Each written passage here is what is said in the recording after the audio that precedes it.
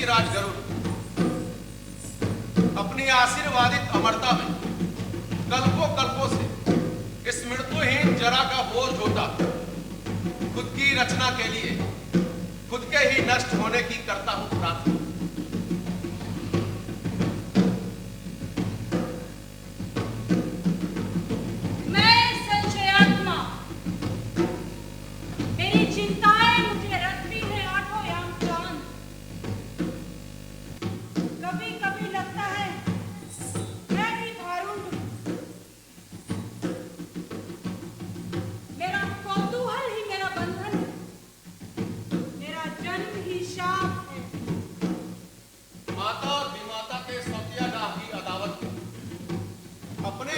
भाइयों का मैंने भक्षण किया, 1 2 3 पूरे के पूरे 100 सर्पों को उद्ध्वस्त किया।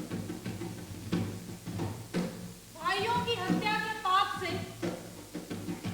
खुद के हृदय को विलीन कर मां को बहन की दास्ता से मुक्त किया। खुद को इस ग्लानि गोद में जलाकर मां के कलेजे को शीतल किया। भाइयों की मृत्यु के बाद मुझे लगा कि सारे सांप धरती से गायब हो गए हैं और उनका जहर सिर्फ शासकों के अंतःपुर में शेष रह गया। लेकिन उसका क्या, जो मनुष्य सर्प पर डसता है दूसरे मनुष्य, सर्प चूमते हैं सर्पों को, सर्प सोते हैं सर्पों के साथ। नदियों से निकलता है आर्सेनिक, चापाकल से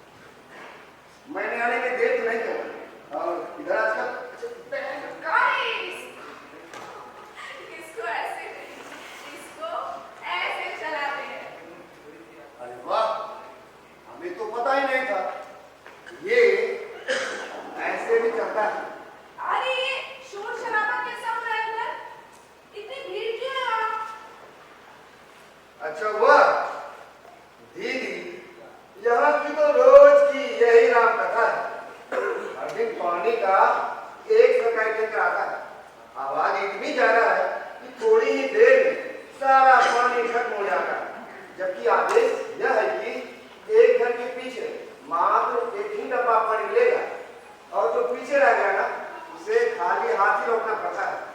इसीलिए ना सब पहले पानी भर लेना चाहता है, पता नहीं कब खत्म हो जाए। वहां भी दुख, यहाँ भी दुख, वहां भी प्यास, यहाँ भी प्यास। चलो ठीक है दीदी। अरे छोड़ो, यहाँ भी दुख, वहाँ भी दुख, यहाँ भी प्यास, वहाँ भी प्यास।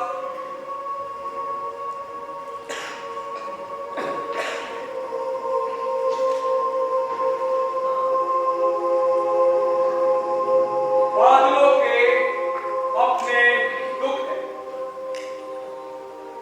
नदियों के अपने, पेड़ आदिम गवाह है सृष्टि के षड्यंत्र, लेकिन चुप। पशु पक्षी हवा पानी सब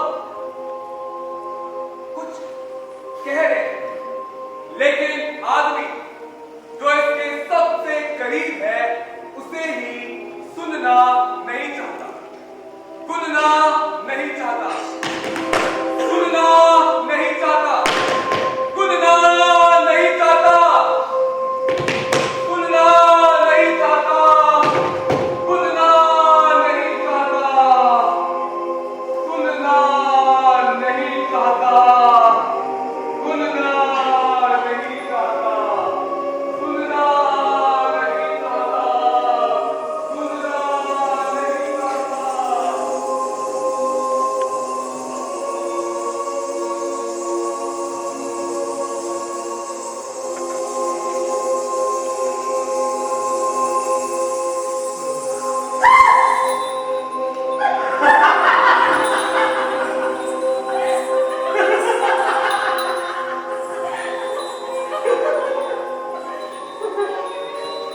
अरे सखी तुम हाँ सखा मैं इतने दिनों से कहाँ थी? कथा की खोज कर रही थी। अच्छा, कोई नई कथा मिली? कथाएं कहाँ मिलती हैं मित्र? वही घिसे पिटे कथानक और सुने सुनाए कथा सुने। ये संसार कुछ नहीं है, आधे अधूरे कथाओं का एक जाल। और हम काफी कितना भी कहें, लेकिन कुछ ना कुछ छूट ही जाता है। और उसी छूटी हुई कथा से एक और नई कथा जन्म लेती है। कथा पूरी होती है और ना ये संसार। अब तक इतनी कथाएं सुनी सुनाई है कि पता ही नहीं चलता हम कथा में हैं या कथा से बाहर। लेकिन कुछ तो कहते हैं यह संसार कथा सुनने के बाद का प्रभाव है। आदमी तो है ही ओस के बूंद के बराबर, फिर कितनी हवस है उसके। आज पूरा संसार आदमी के पेट में समा जाए, फिर भी इसकी भूख शांत नहीं है। कहाँ तो हर तरफ प्रेम और प्यार की बात होती है, लेकिन दिखता है वही घमंड और घृणा कितने टुकड़ों में बटा हुआ है यार। आदमियों से खटपटाते इस दुनिया को देखकर उस कथा के बारे में सोचना कितना अजीब लगता है। शुरुआत में ऐसा कुछ नहीं था, न रात में न अंधेरे जाने में कोई भेद नहीं था, न सत्य न असत्य, न पाप न पुण्य,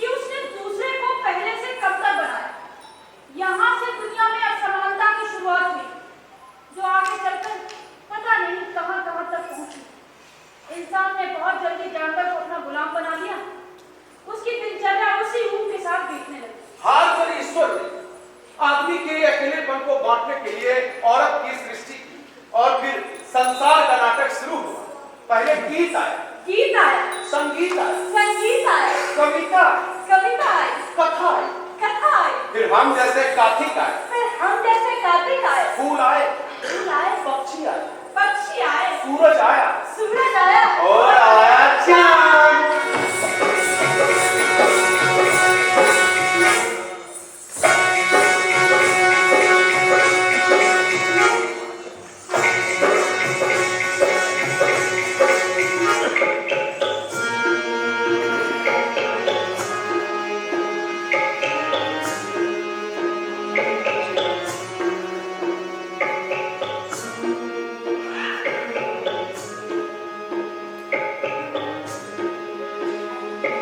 रात अंधेरे तारे को इस पर सबसे प्यारे तुम, रात अंधेरे तारे को इस पर सबसे प्यारे तुम,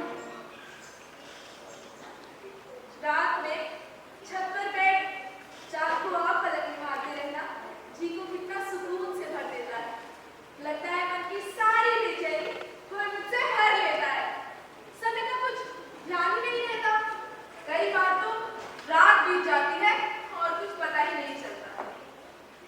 धीरे धीरे तो ये बिल्कुल सा चाँद मुझसे इतनी दूर रहकर भी मेरे इतने करीब आ गया है कि लगता है मेरे ही अस्तित्व का कोई अर्थ हो। इन दिनों जाने कितनी बातें की होंगी मैंने चाँद से। अब तो मेरा कोई भी राज नहीं है जो इससे ना छुपाऊं। जाने कितनी बार कोई को अपनी मुझे लगता है कोई समझा रहा है। अपने आसपास देखती हूँ तो किसी को नहीं पाती। फिर दूर चाँद पर नजर जाती है और अपनी बेवकूफी पर हंसी छूट जाती है।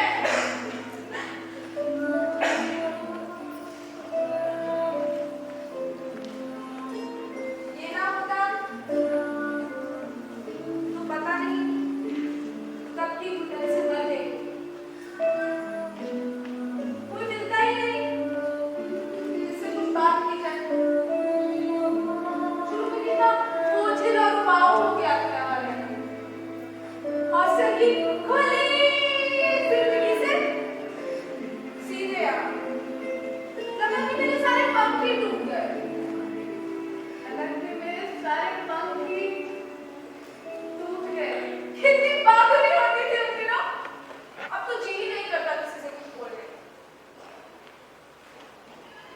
चाँद तो तब भी होगा ना जब मैं स्कूल कॉलेज में थी। जाने कितनी रातें हॉस्टल में दोस्तों से बातें करके गुजारी। व्यस्तता में कभी चाँद पर ध्यान ही नहीं दिया। ये तो तब भी मुझे देखता हुआ। मैंने ही कभी इस पर ध्यान नहीं दिया।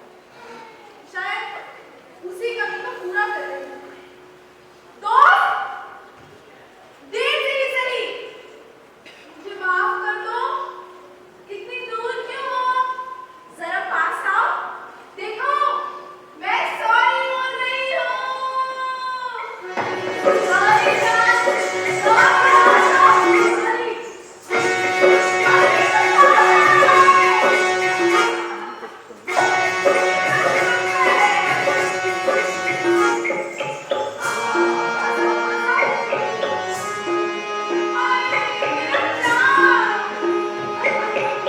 पागल लड़की, कौन है?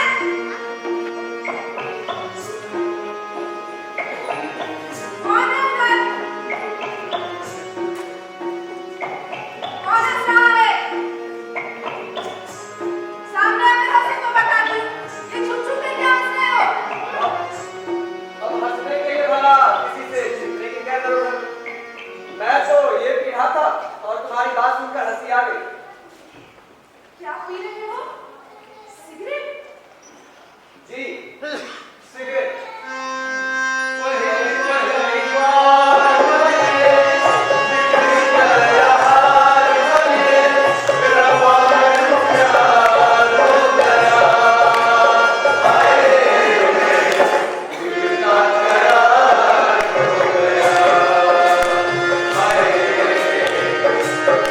Start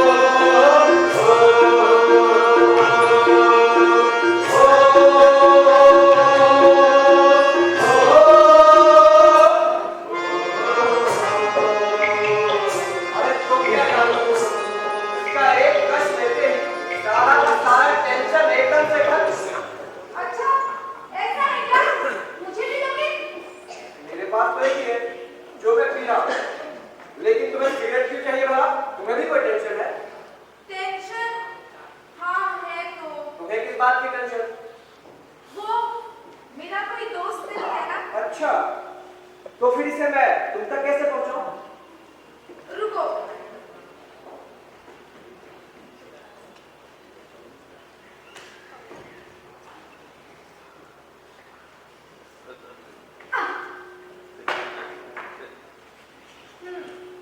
ये रस्सी सिगरेट के लिए है या फिर सिगरेट वाले के लिए?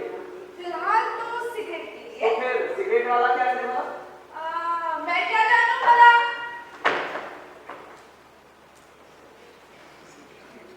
अच्छा, तुम यहाँ रोज आते हो? हाँ कल भी आओगे? हाँ, कल ही आऊंगा। सिगरेट लाओगे?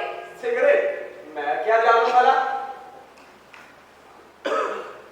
बुझे हुए सिगरेट को जलाना पड़ता है और दबे हुए प्रेम को जगाना पड़ता है।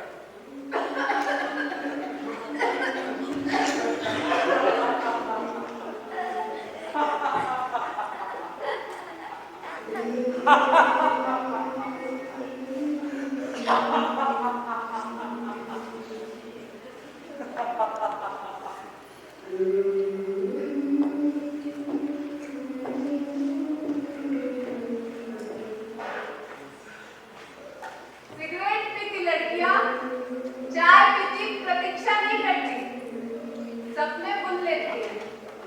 अक्सर सिगरेट पीती लड़कियां खूबसूरत कम मजबूत ज्यादा दिखती हैं। सिगरेट पीना स्वास्थ्य के लिए हानिकारक होता है।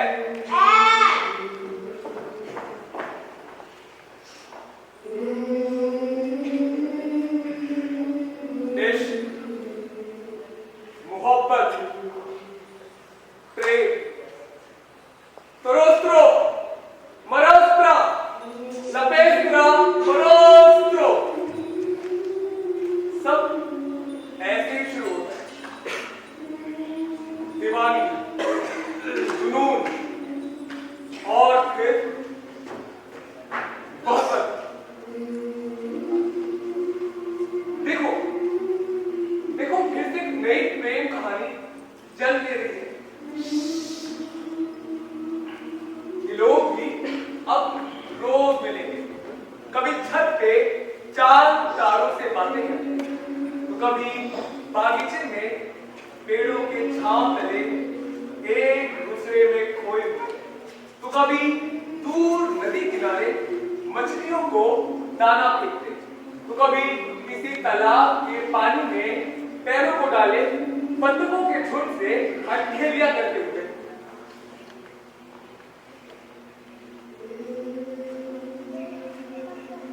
मुझे डर लग रहा है, मुझे डर लग रहा है। दुनिया को इतना खूबसूरत बंदा कोई नहीं दे पाता है। फिर से वही डर। तरोस्त्रो, मरास्त्रा, लपोस्त्रो, मरेस्त्रा। हमने भी इश्क किया था। उस्ताद ने कहा था, इश्क जिंदगी का हासिल है। मुझे इश्क था, है और आखिरी सांस तक रहेगा। नहीं डरता था किसी से मैं भी, लेकिन लोगों ने मेरे भी अंदर डर बैठा दिया। डर। मुझे डर लग रहा है, मुझे डर लग रहा है। फरिश्तों, इनका दिल टूटने मत देना। और कितनी कुर्बानी चाहिए तुम्हें शैतानों? कमीनों, इन्हें डराना मत। फिर से वही डर, वही भय, वही दीवार, वही हजारों सालों की नफरतें। आदमी दूसरा आदमी, कम कर आदमी, ऊंच नीच, जात पात, गरीब अमीर, बार बार वही बात पकड़े। कौन मछेड़ा है जो फेंकता बार बार वही जाल, भरती नहीं उसकी पेट। गॉड मस्ट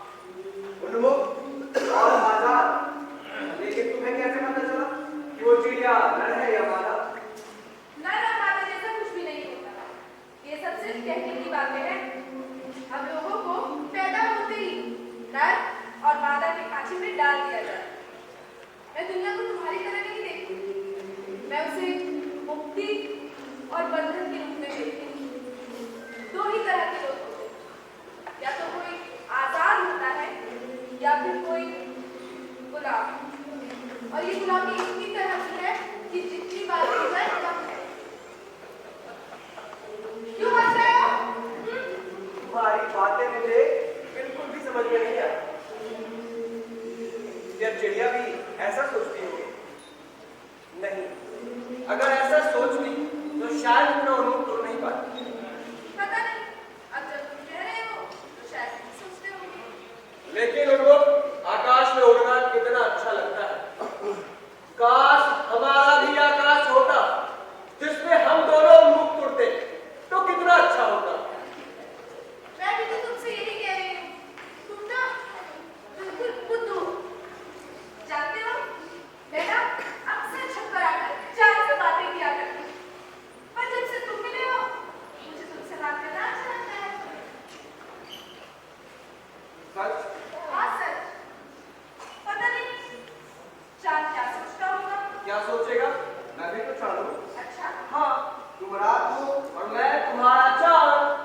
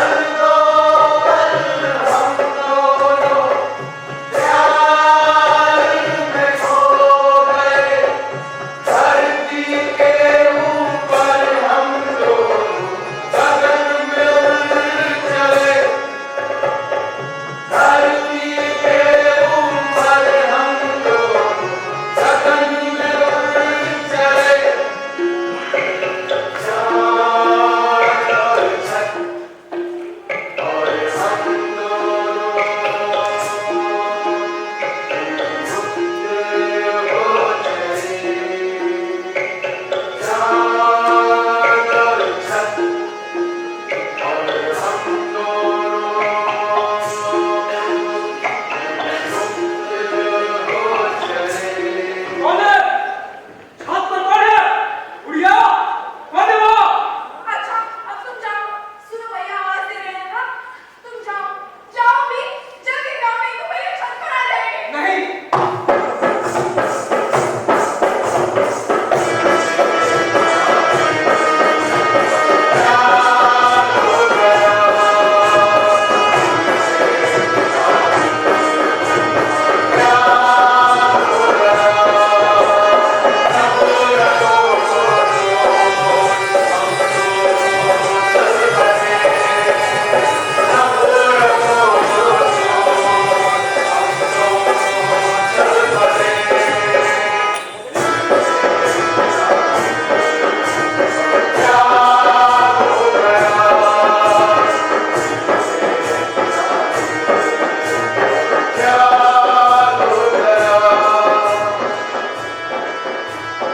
जब भी देखती हूँ, दुनिया को भावना के स्तर पर महसूस करती हुई उदासीनता, ये उदासीनता अवशेष है, अस्तित्व के लिए अपनाई गई निष्ठुरता, ये सब कथा है।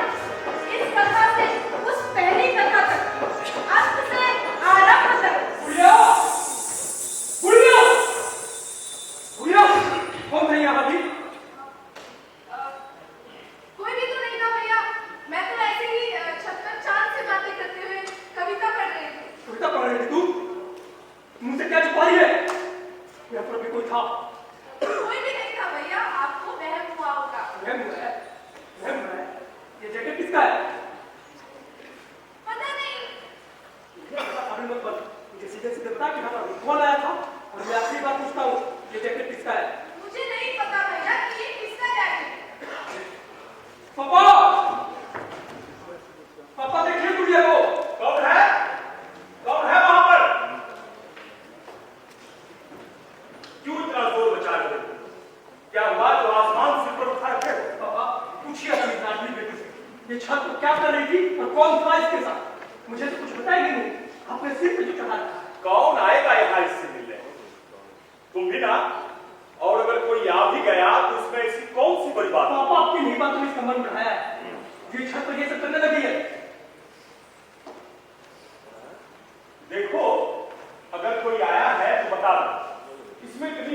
नवासियों, तुम हम सब लोगों में सबसे ज्यादा पढ़ी लिखी हो, काबिल और समझदार हो। बताओ, कोई आया था क्या? कोई भी नहीं आया था पापा। भाई ऐसे ही बिन बात की बात बना रहे। बिन बात की बात बना रहा हूँ, बिन बात की बात बना रहा हूँ। ये जैकेट किसका है? मुझे क्या पता किसका जैकेट है पापा। ये इनके किसी दोस्त का होगा ना। अब मैं सबका जैकेट तो पहचानती नहीं हूँ। पापा ये मेरे किसी दोस्त का नहीं, झूठ बोल रही है पापा, झूठ बोल रही है। देखो अब बता दो, इसमें इतना क्या डरना? अगर कोई आया था तो उसमें छुपाने जैसी कोई बात नहीं है। वैसे भी आज नहीं तो कल मुझे किसी और से पता चले, इससे अच्छा है कि तुम खुद मुझे बता दो। बताओ, कौन आया? बताओ, बताओ। वो लोचन आया था।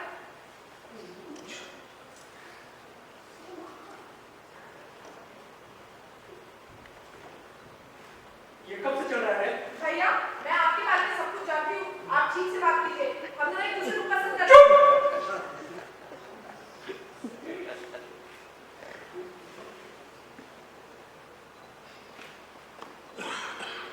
सुना पापा,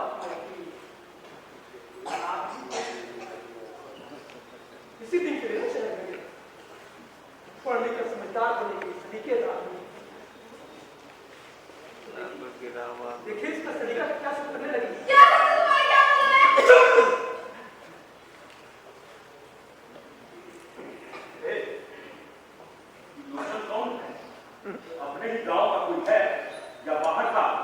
शहरी टोले का है, सुअर का जना। तुम साफ साफ बताओगे या दुनिया नाम खराब करते रहोगे? मैं आप सुना पक रहा हूँ पापा। आप तो सुनिए, लोचन कोई और नहीं, रामचरित्र का बेटा लोचना, जिसे आपकी बेटी लोचन लोचन की आदत दे रहा जी।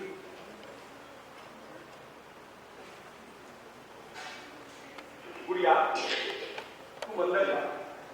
अभी रात तो हो चुकी है, हम सुबह बात करेंगे।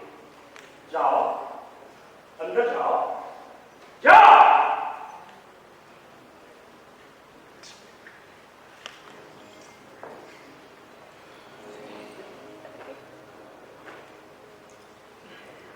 ये दिन भी देखना था जीवन में। जो लोग मुझसे बात करने से डरते थे, आज उनकी इतनी हिम्मत कि वो लोग हमारे घर में घुस आए, हमारे घर में। और पढ़ाइए पापा, और छूट दीजिए।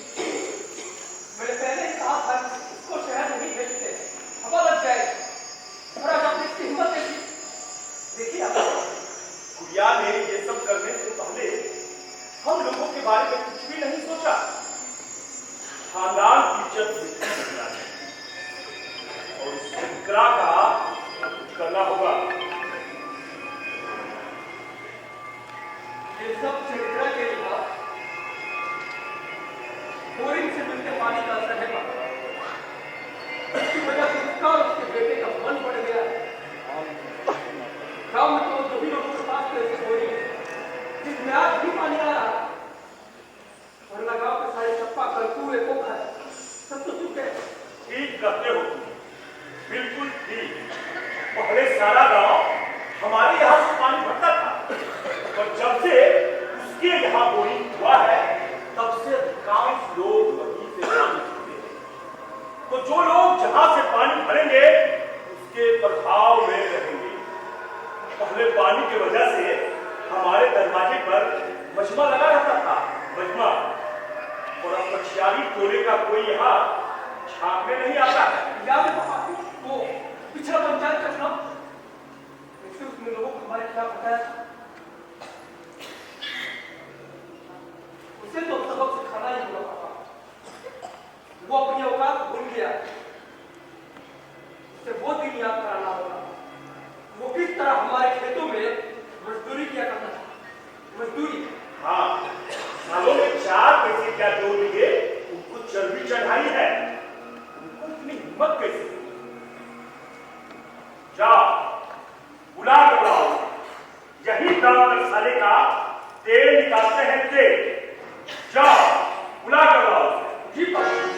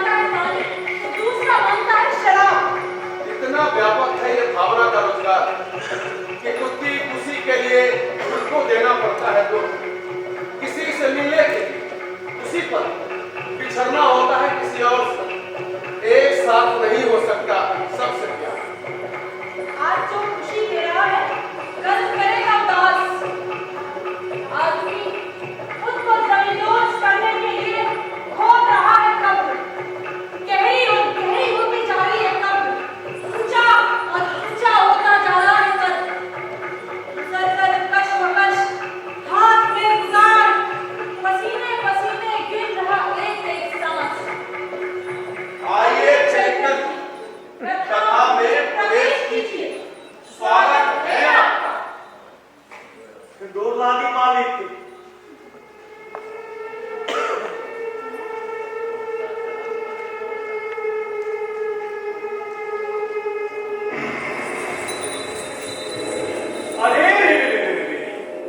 हम कहाँ के मालिक हैं? मालिक तो आप हैं। आप सारा गांव आपके बोरी का पानी पीता है, तो मालिक आप हैं ना। अब देखिए आपको ये लिहाज भी ना रहा, चप्पल बाहर क्यों कराते हैं? रहने दीजिए, रहने दीजिए। अब आपके लिए सोफा मंगवाते हैं, सोफा। अब आप हमारी बराबरी में जो बैठिएगा। वाह, क्या दाव खेला है आपने। गलती हो गई मालिक, चप्पल खोलना भूल गया। वैसे आप क्या बोल रहे? मुझ मोटी बुद्धि वाले तो कुछ समझ नहीं आ रहा। नाटक अच्छा कर लेते हो। बाप बेटे ने मिलकर अच्छा खेल रचा है। और देखिए देखिए देखिए कैसे घबरा भगत खड़े बैठे।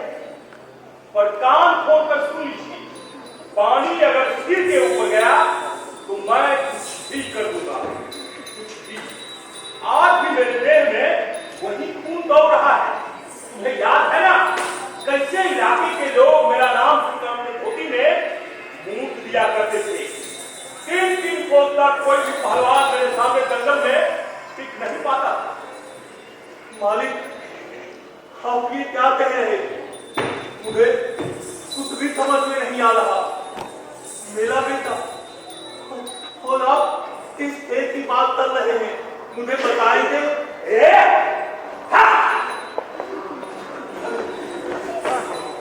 अपने बेटे को समझा कि वह आपसे खेल रहा है। पता नहीं तुमने उसे कौन सा मंत्र दिया है कि वह मेरी बेटी से प्रेम और विवाह करने का स्वप्न देख रहा है। मालिक आप ये क्या कह रहे हैं? मुझे इस बारे में कुछ भी नहीं पता। और मेरा बेटा जब से शहर कुछ बदली गया है, पता नहीं बड़ी बहती बहती बातें करता है। वो अपना मालिक उतार नहीं है। मेरे कहे में रहता तो मैं उसे समझा लेता, लेकिन वो तो पछयाली तो लेता बने जिंदा है। अमीर गरीब ऊंट नीच तो मिटाने की लड़ाई लड़ने के लिए इलाके के युवाओं को पता नहीं कौन कौन सी किताबें पढ़ाता रहता है।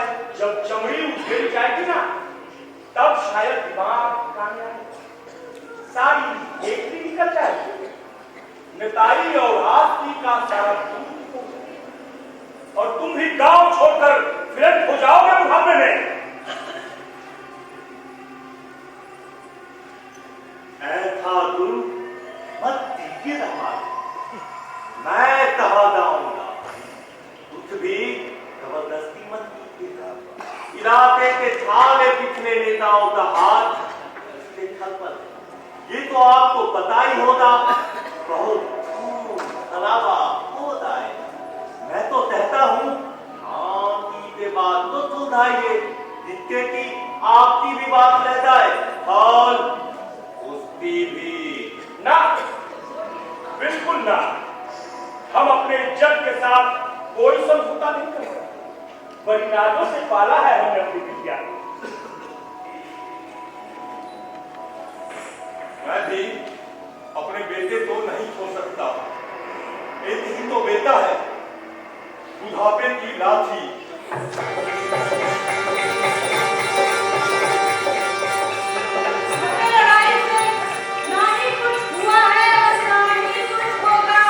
प्रेम को रोकने से कब किसका भला हुआ?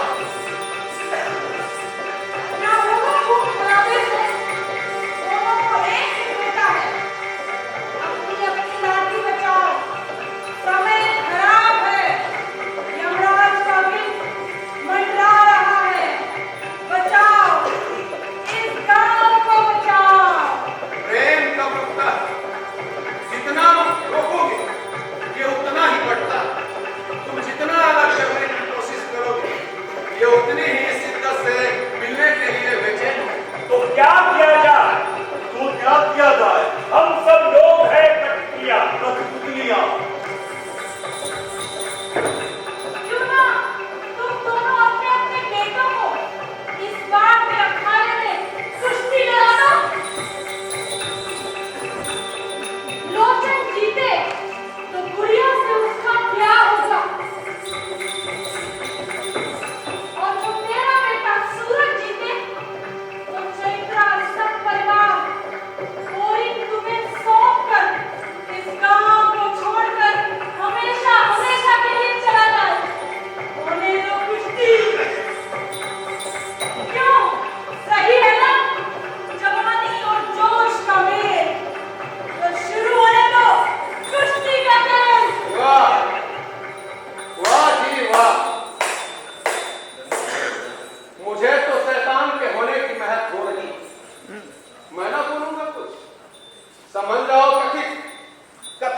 इतना व्यवधान हमारा नहीं है धर्म।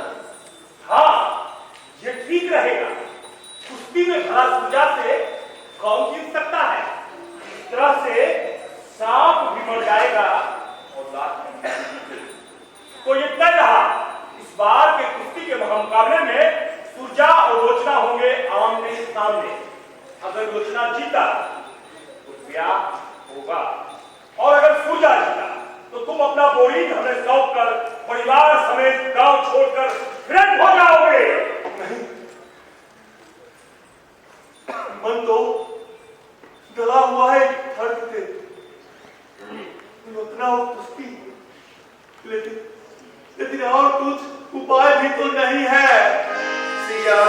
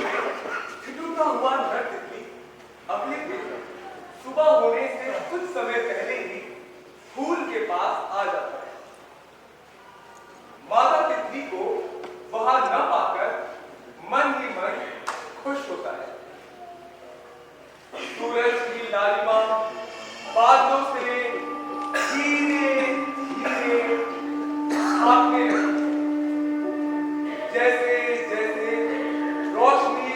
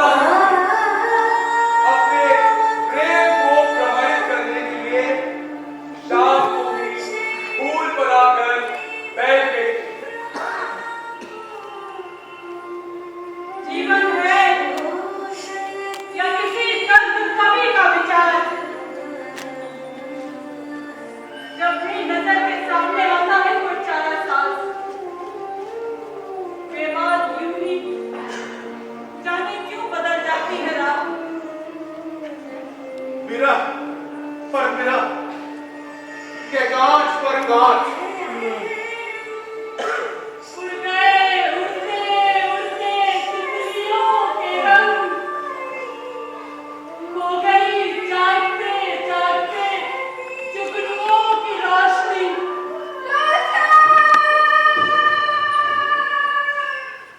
गुड़िया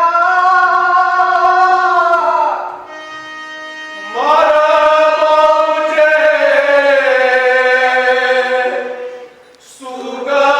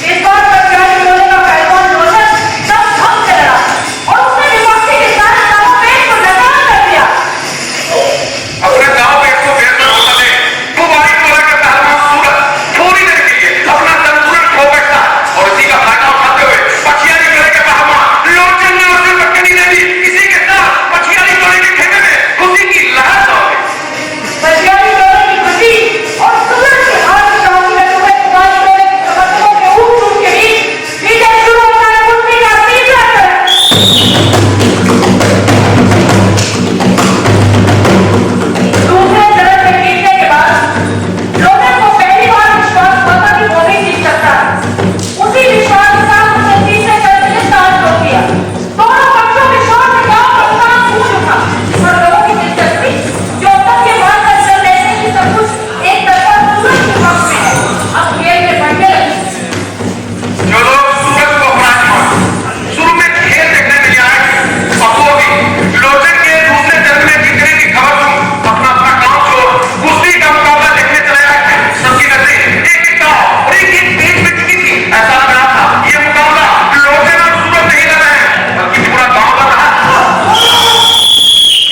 इस बार सूरज पिछले चरण में मेरी हार से चौंका और उसने अपने आंखों का फायदा उठाते हुए ऐसा खेल चलाया कि लोगों को खुद को बचाने का कोई मौका नहीं मिल पाया और वो बहुत आसानी से हार गया। पिछले चरण की जीत से जो बड़ी धारणा टूटी कि ताकतवर कभी नहीं हार, लोगों में आस लगी कि कोशिश की जाए तो ताकतवर को भी हराया जा सकता है। अगर सच्चे दिल से लड़ा जाए तो कमजोर भी जीत सकता है।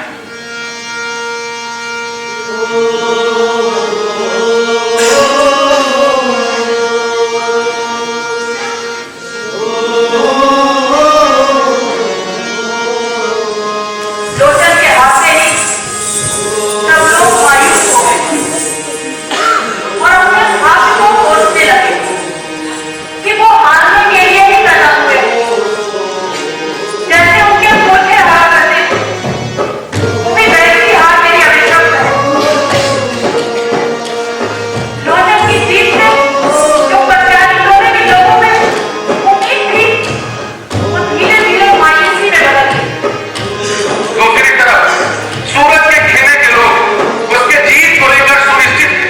उन्हें लग रहा था वो मुकाबले में 2-1 से आगे है। बस एक चरण जीत सूरज इस रोमांच को खत्म कर देगा और पछियारी गोलेबाजी जिनकी कोई औकात नहीं और इधर कुछ ज्यादा उछलने कूदने लगे उनको औकात में ला देगा। इस तनाव भरे माहौल में उम्मीद और आशंका से जुड़े समर्थकों के जोर के बीच शुरू होता है मुकाबले का चौथा चरण।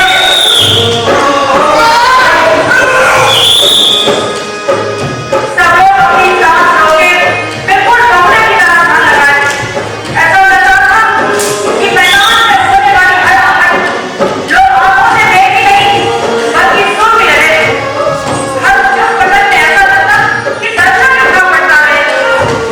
बहुत देर तक चले इस मुकाबले के बाद ऐसा लगने लगा कि दोनों पहलवान थक गए, लेकिन कोई भी हारने के लिए तैयार नहीं था।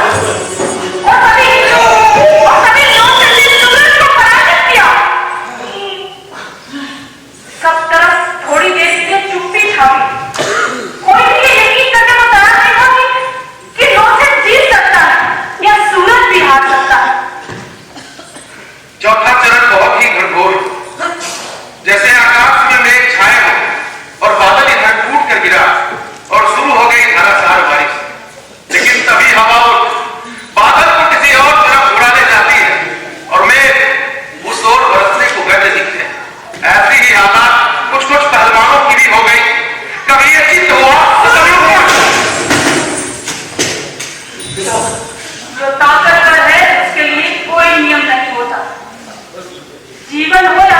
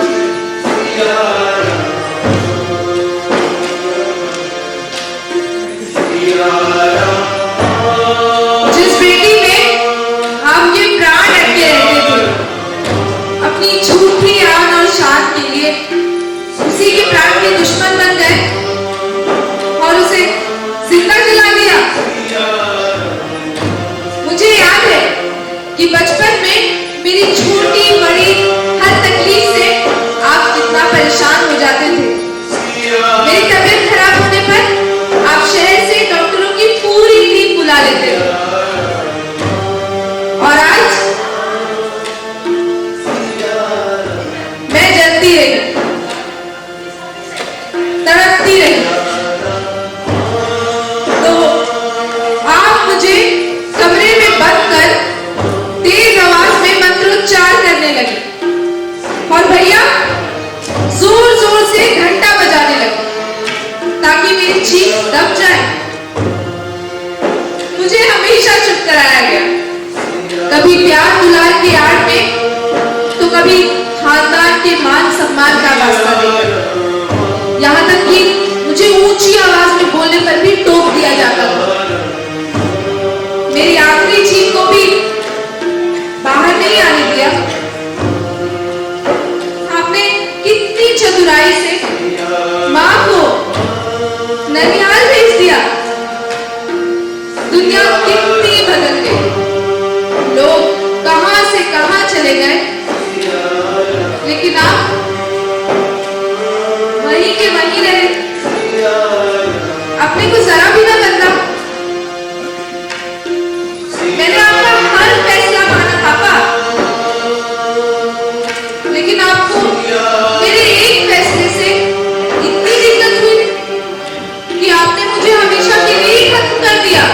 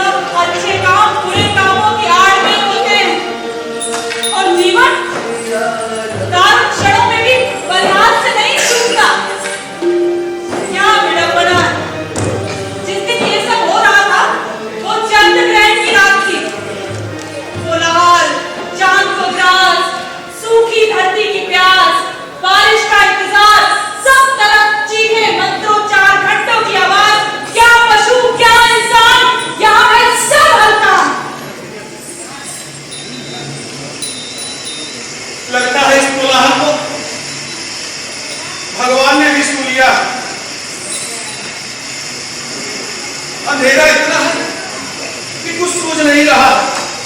अरे इतनी तेज बारिश, ऐसा लग रहा है कि जैसे इस गांव के ऊपर बादल ही फट गया हो।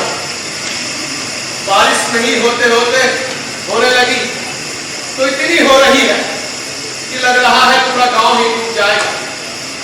और गांव के लोग इतने खुश हैं, और हो भी क्यों ना भला, इतने लंबे इंतजार के बाद इनकी आंखें तो दिए के कोर के समान स्याह से स्याह हो गई।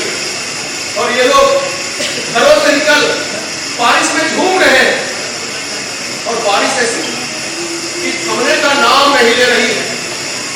धीरे धीरे बाढ़ सी सूरत बनाई, हर तरफ बारिश का शोर था। और इस घटना से अनजान पूरा गांव बारिश के आनंद में विभोर था। लेकिन इसी गांव में एक घर, वहां आनंद नहीं, क्रूरता अपना विभत्स रूप दिखा रही थी। अपराधी कैसा भी, पेशेवर या गुड़िया के बाद जैसा ही होना, अपराध के बाद उसे सब कुछ दो आंखों की जगह चार आंखों से दिखने लगता है। अब उसे आगे का भय दिखने लगा। बेटी की हत्या